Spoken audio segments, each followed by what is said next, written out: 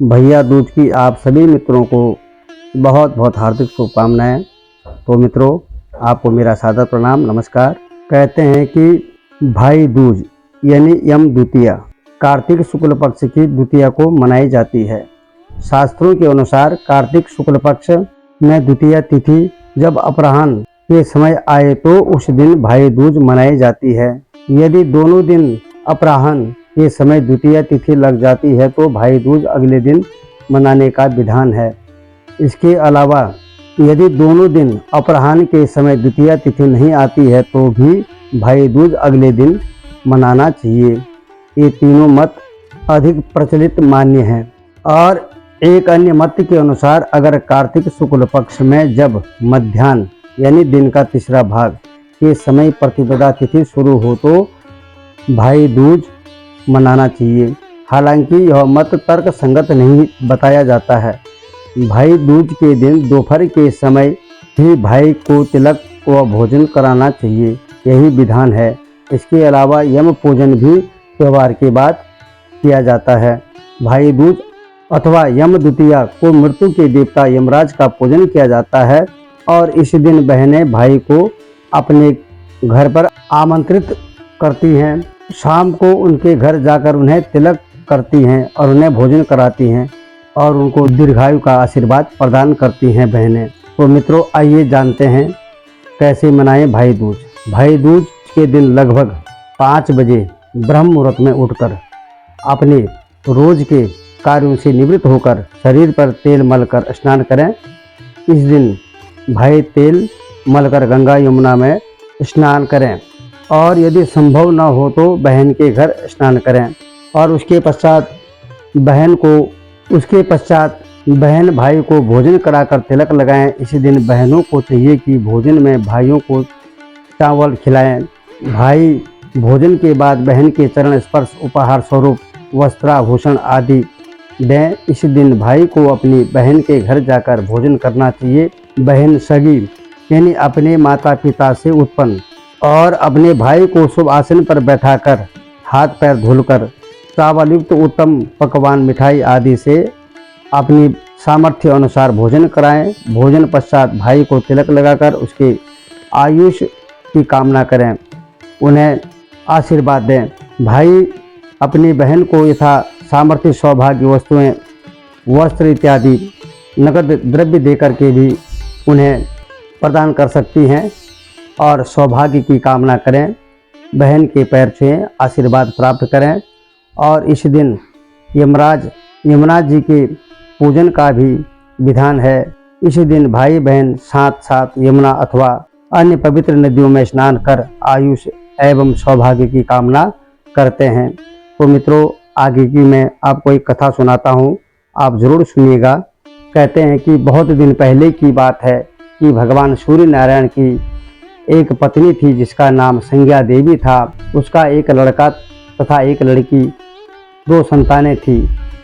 लड़के का नाम यमराज था और लड़की का नाम यमुना था। अपने पति सूर्य नारायण की तेज गर्मी के कारण संज्ञा उत्तरी ध्रुव में छाया बनकर रहने लगी। उस छाया से ताप्ती नदी और शनिश्चर का जन्म हुआ। उसके बाद संज्ञा से ही अश्विनी कुमार हुए जो आगे चलकर देवताओं के वैद्य हुए। जो संज्ञा छाया बनकर उत्तरी ध्रुव में रहने लगी थी वह यमुना और यमराज से सौतेली जैसी माँ का व्यवहार करने लगी। इस बर्ताव को देखकर यमराज ने संयमनी पूरी छोड़कर यमलोक बसाया और पापियों को दंड देने का कार्य शुरू कर दिया। यमुना ने देखा कि भाई यमराज यहाँ से चले गए तो वह भी गौलोक में चली गई और भगवान श्री कृष्ण के अवतार से पहले ही मथुरा में विश्राम घाट पर आकर रहने लगी।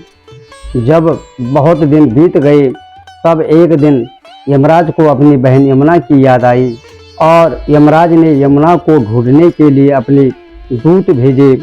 यमदूत ढूंढते ढूंढते मथुरा आए परंतु यमुना नहीं मिली।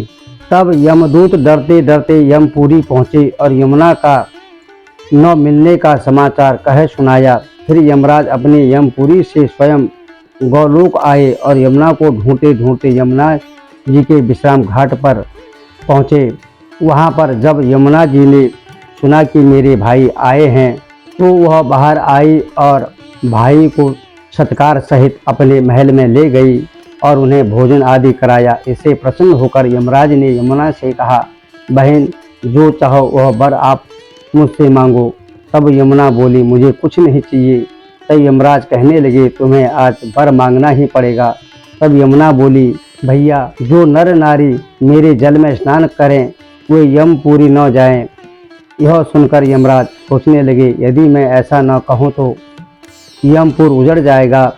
यमुना ने भाई की हालत देखकर कहा, अगर तुम ऐसा नहीं कर सकते तो सुन लो, जो भाई आज के दिन बहन के यहाँ भोजन करे और बहन के साथ इसी घाट पर विश्राम करे और मेरे जल में स्नान करे वह यमलोक को नहीं जावे।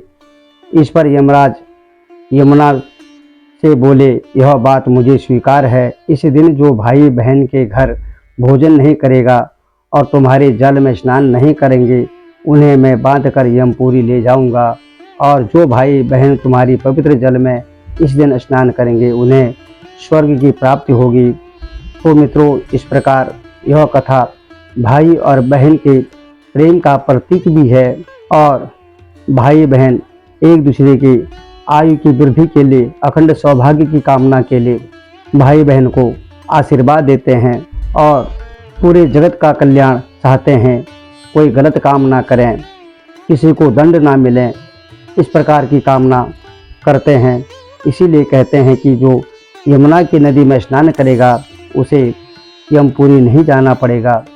इस प्रकार की कामना एक बहन करती है।